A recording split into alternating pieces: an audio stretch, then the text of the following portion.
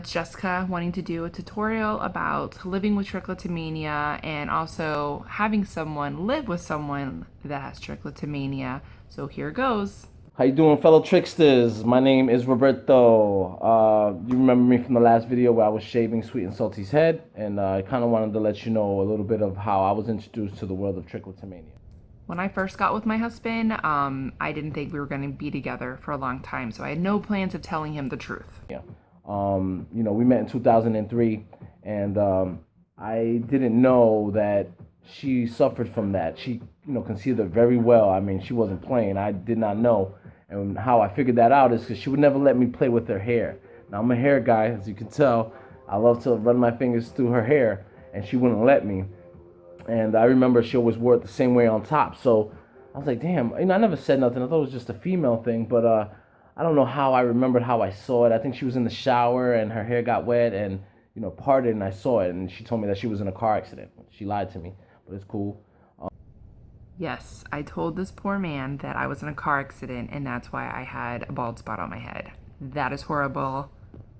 Please, God, forgive me for that lie.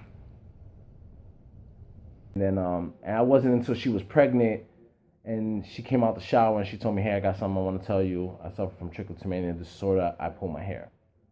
So obviously, when I got pregnant, I knew that this man was going to be in my life forever, regardless. We were in a healthy relationship. It was happy. I loved him. I felt like I needed to finally confess. So got out of the shower one day and I didn't have my hair done and I showed him my head and his facial expression was priceless. I felt helpless.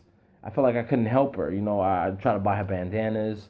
I hid the tweezers, combs. I would try to hide everything and make sure she didn't have anything.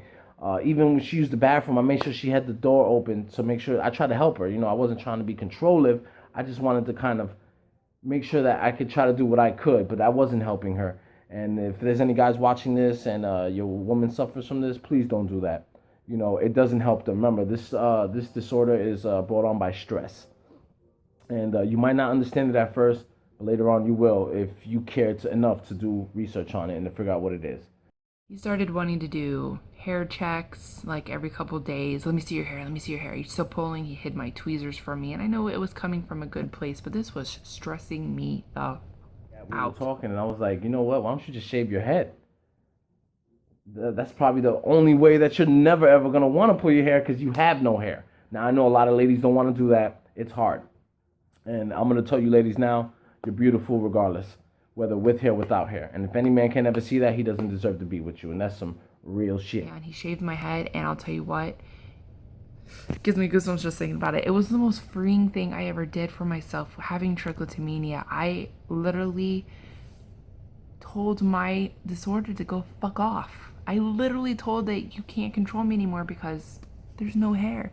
And even though I was bald and awkward, I guess, at first, I didn't have the urge to pull my hair. It's like this curse that was on my hands were just kind of like lifted, and I didn't have to drag my hands to my head. My hands knew that I had no hair, so now they could be free to do whatever they wanted. It was great. In her eyes. And to be honest with you, my wife has the most beautiful eyes in the world, and that's what captures me. So anything else doesn't matter because it sucks my soul in.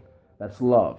You understand what I'm saying? So, I shaved her head, and she was a little worried at first because she didn't know how I was going to feel, but I'm cool.